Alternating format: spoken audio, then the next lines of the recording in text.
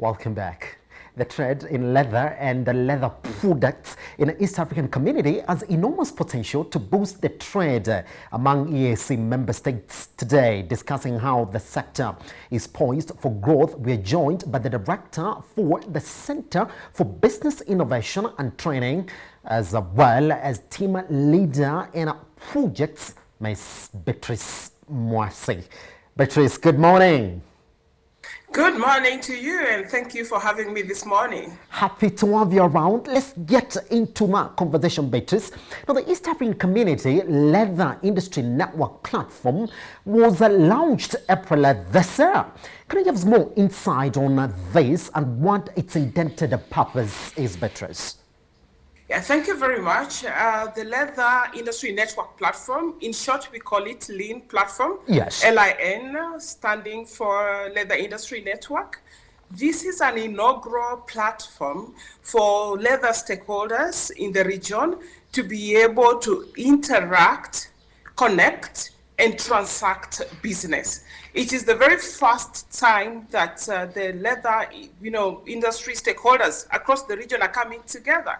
Ever since the ratification of EAC community, of course, you see, the intent was that so that we can facilitate trade among member communities, but we largely lack vehicles that enable the private sector to interact so that they're able to do business. So this particular platform, which is a digital platform, so it is a virtual space, very reliable virtual space where the leather community within the EAC is able to meet and then therefore be able to transact business. So now, what are they able to do? So what we've decided to do is to be able to profile the entire leather community across the region and present them on the platform. So anybody looking out to interact with the leather community, the business community, and be able to do business with them, they'll be able to find them on the platform. And we're talking about not only people within the community looking for each other, we're talking about the global business community intending to transact business with the region in matters leather. They'll be able to find them on the platform. The second thing that the platform provides is information. We have a resource center.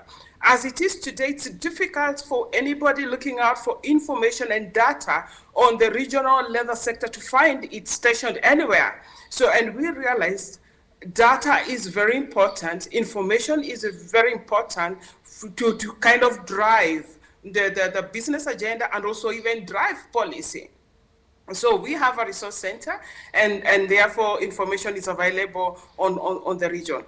Secondly, we also have information on markets and market trends and basically market information. So therefore, leather stakeholders can be able to go to the platform and get or access market information.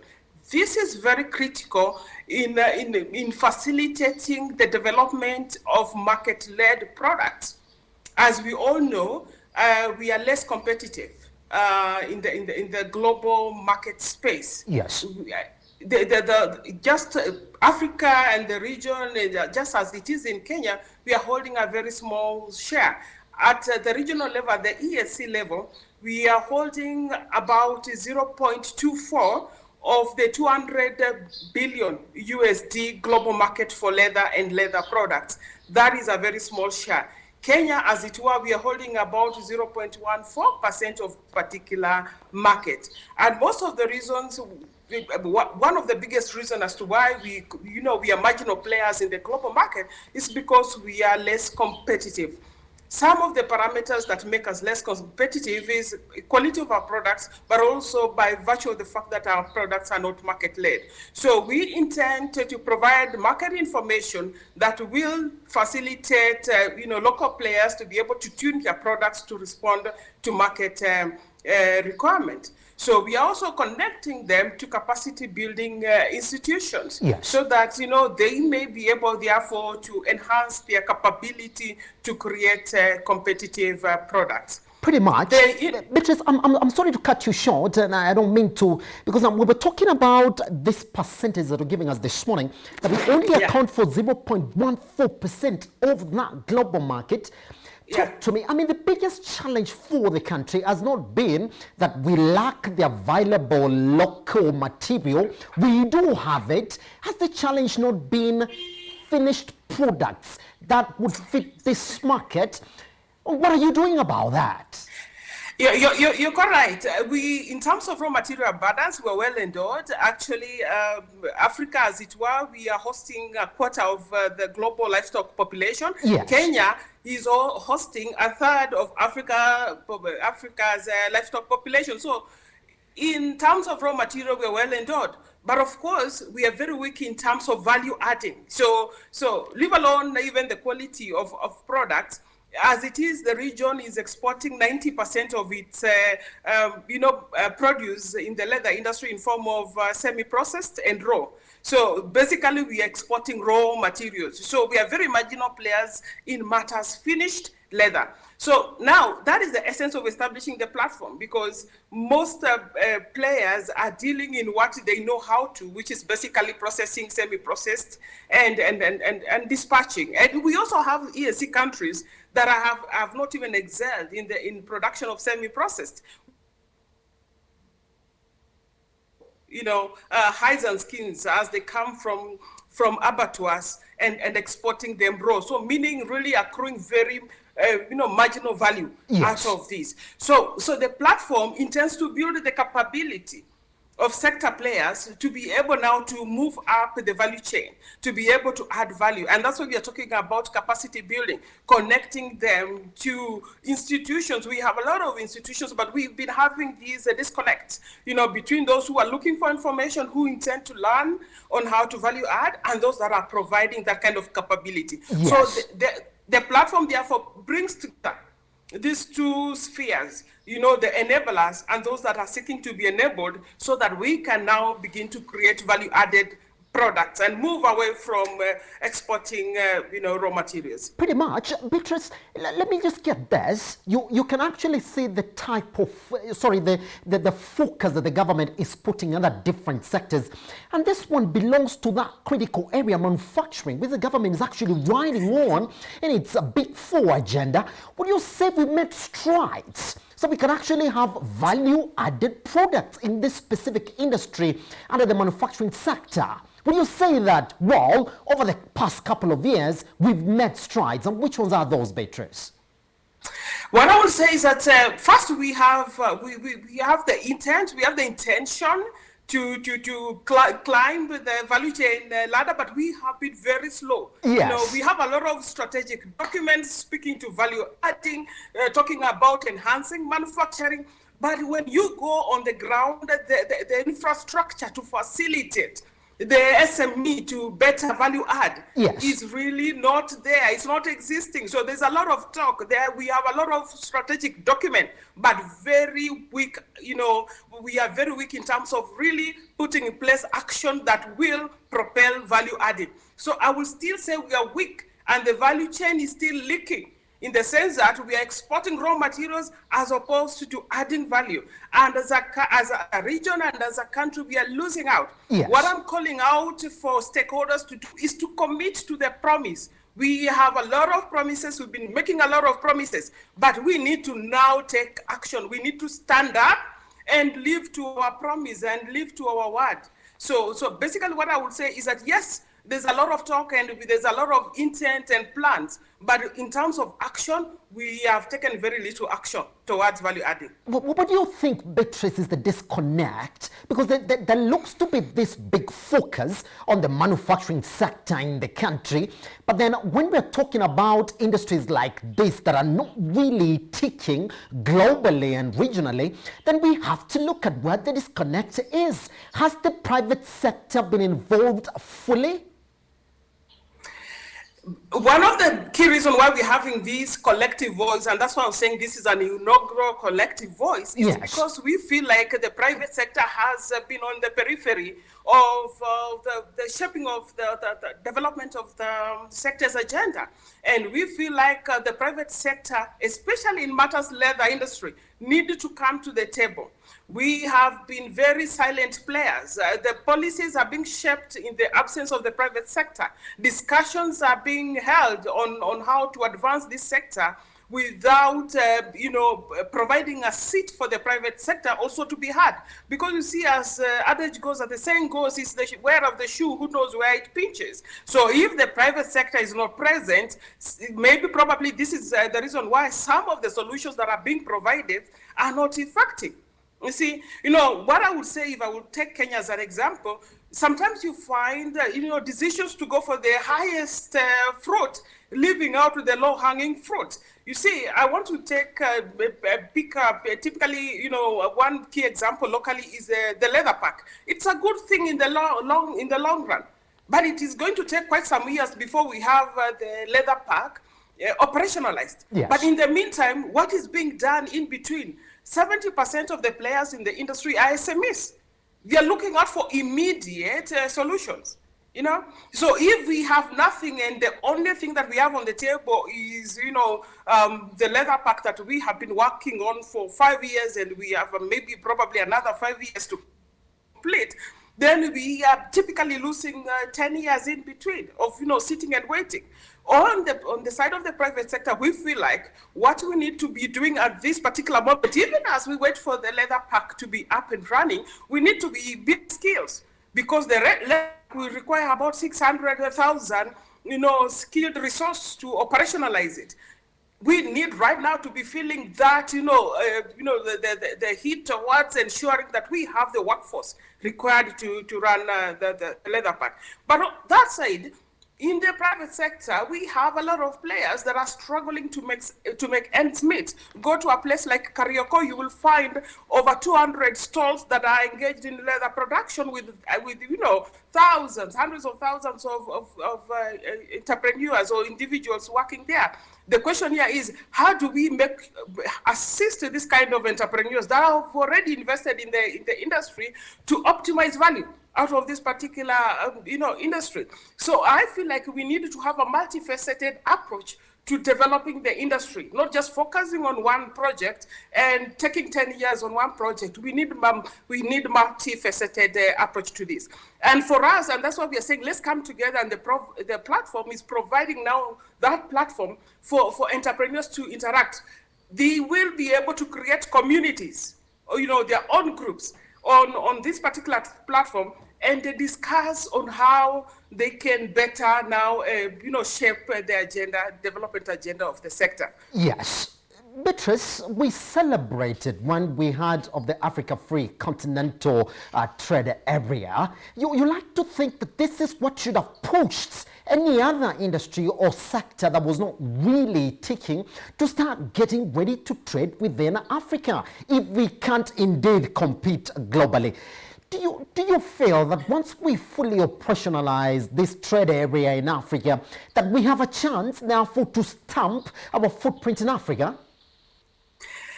Simba, what I would say is that first, we celebrated. We are still celebrating. Yes. By virtue of the fact that if you look at the Africa as a continent, it provides us a very big market for leather products. For example, the annual demand for footwear in Africa is 880 million.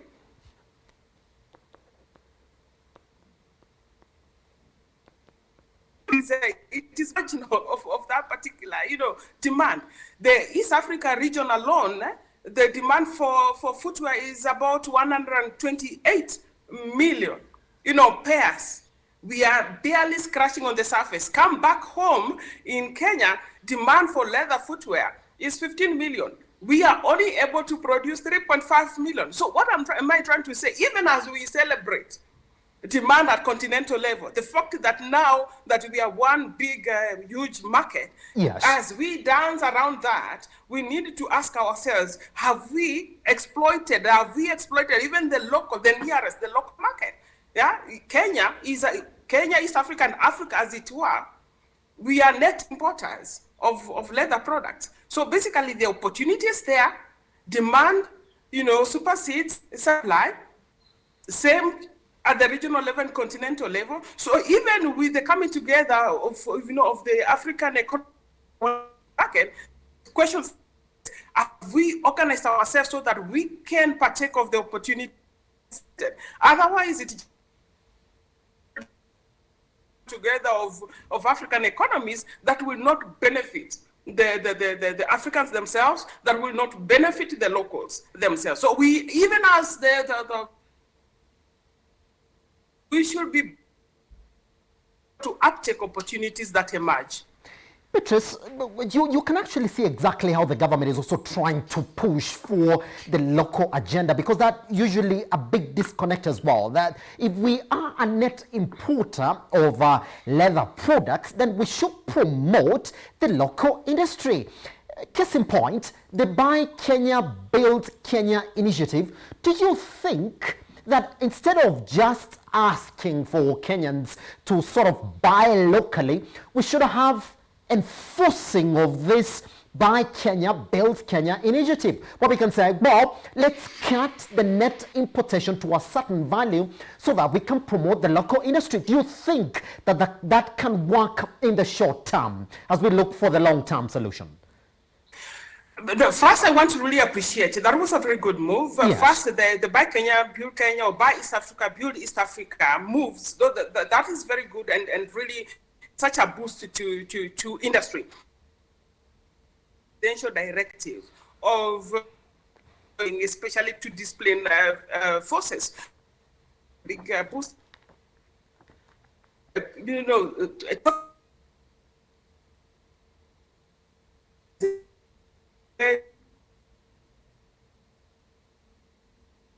Buy Kenya, Build Kenya, a very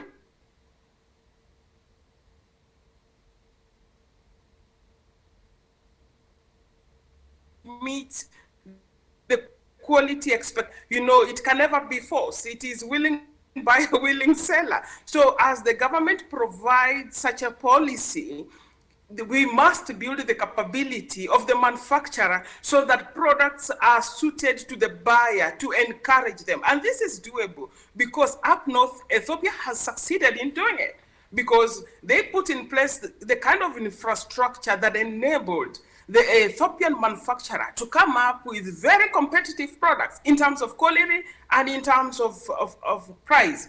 Now, even if the product is branded made in Ethiopia, it is, people are not buying just by virtue of the fact that it is a local product. People are buying it because it is a competitive product. So on our side, we are actually activating amongst the private sector, and hence this particular platform, that even as we receive these opportunities, even as policies are shaped to support us, we must build capability to be able to create competitive products. So we provide information, we connect the players to enable us in terms of capacity, so that then we can be able to create a product that you wish to have. I've seen people travel and they're able to save, money to be able to afford a Gucci bag. For you, you will want to be able to get that Italian pair of leather shoes. We want to be able to match that quality so that next time you're going out shopping, you're not looking for the Italian pair of shoe, you're looking for a made in East Africa or a made in Kenya pair of shoe. Pretty much. Beatrice, you are strategically placed there for this morning to actually gauge how far we are. If we continue pushing this narrative for sort of putting these policies in place and actually inventing around these policies, how far are we from changing these numbers, which don't really look that good, the 0.14% share of the global market, when indeed we have a lot of raw materials around? How far are we? Is it possible to put a timeline on it? I think we are still at the base of the mountain. Yes. We have the gear, we have the goodwill, we have the gear, and we are willing to climb. But what I'm saying this morning is that we better start getting up this particular mountain. So I feel like we just need to ensure that we have the right infrastructure in place. Until we are able to churn out the required quantities in the quality required and at the right price, we will not be able to compete and uptake the opportunity we have available. I'm calling on financiers to be able to provide affordable financing. I'm calling on government to provide, affordable electricity, so that manufacturers are not suffering under the cost of of power. I'm calling on government, especially the Kenyan government, to rethink its revocation of waiving import duty on production inputs, because we do not have support industries. Yes. Most of our production inputs are imported. So there is no way our products are going to be competitive if we are importing everything else other than leather that goes into fashioning a leather product. If we don't bring them in duty-free, then we are actually lagging behind from the onset. And then this is the interesting thing.